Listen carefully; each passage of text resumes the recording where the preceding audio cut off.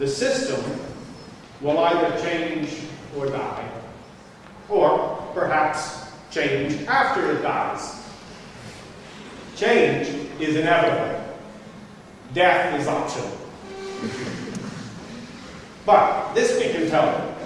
As a matter of actual practice, distributism goes from success to success.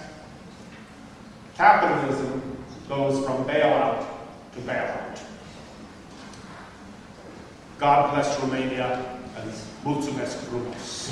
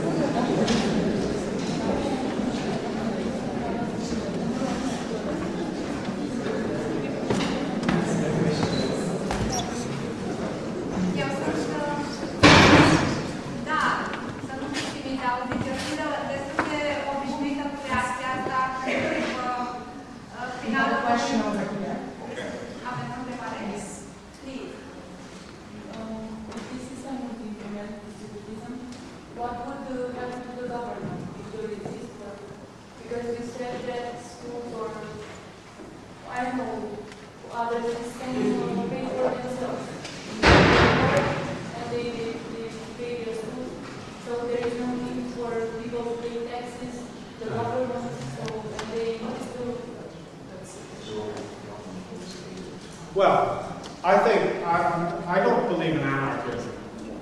I believe that man is a social being. You know, we naturally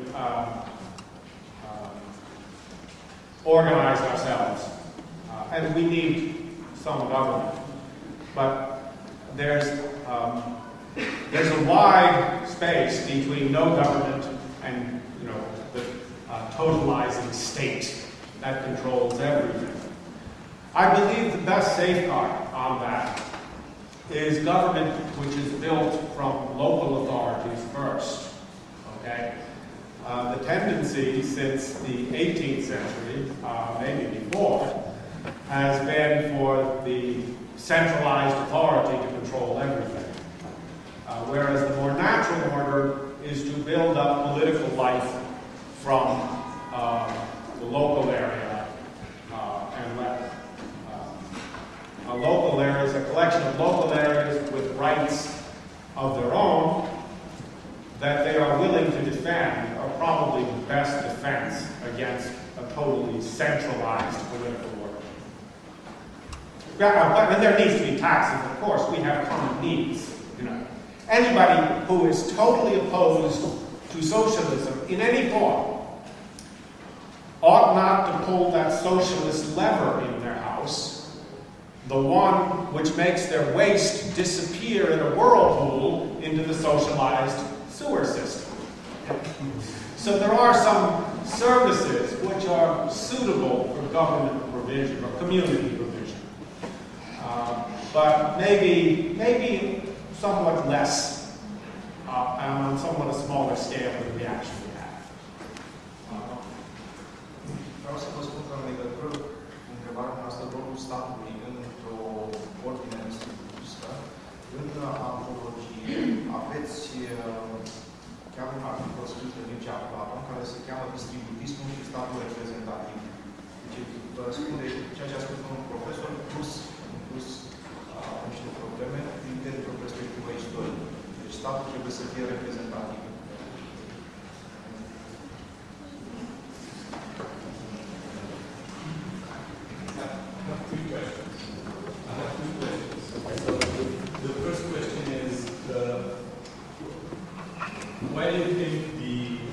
pre-Great Depression era was worse than the post, so this sort of laissez-faire era was worse than what followed the Keynesian era after the Great Depression, because you say here that 41% of the time was in recession before the Great Depression, but and then only 50% of the time. But these recessions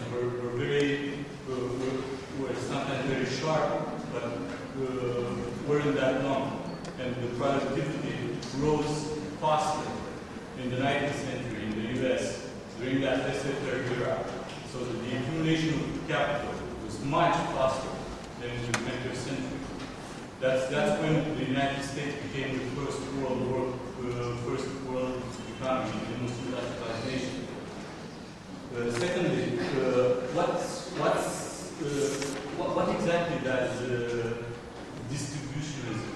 I know this is also the name of the Catholic social economic teaching. But what exactly does this third wave distributionism offers new? Because you can hear all the time from the left economists or just people interested in economics. They have their own versions of this third wave, which is exactly the same with small companies against big corporations that are all interested in profits and are destroying the world. We should all go back to small companies, agrarian, environmentalists, or whatever.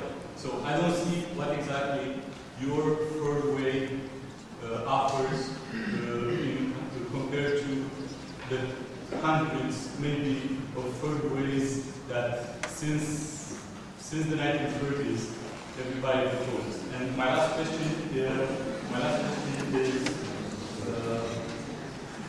do you think that going to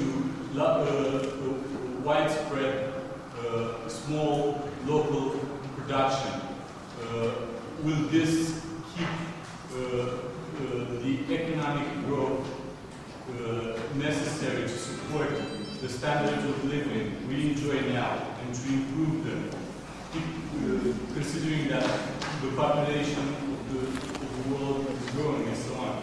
So these big companies that are so hated, they are responsible for economies of scale, for network effects, and so on, for innovation, for introducing new products that no small company can introduce. So for a lot of good things, they do bad things as well, but they're responsible for a lot of good things. So my question is, do you think we keep the same standard of welfare with small companies? Okay.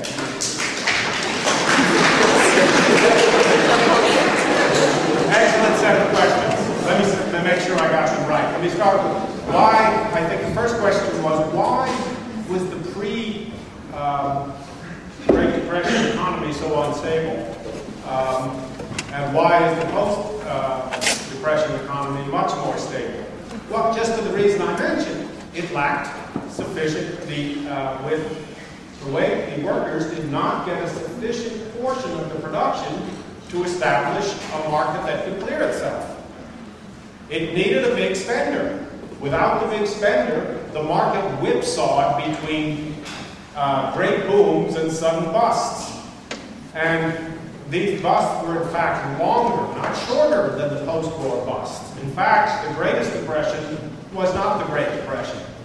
The greatest depression was the Long Depression of 1873. And that's really when capitalism lost its hold on the public imagination. So it is that precisely that that government that needs to absorb and stabilize the market, because capitalism, despite the ideas of a self-balancing market, has never been able to balance itself. Now, the second question you asked was about the hundreds of third ways. Well, I don't know hundreds of them. I do know that the idea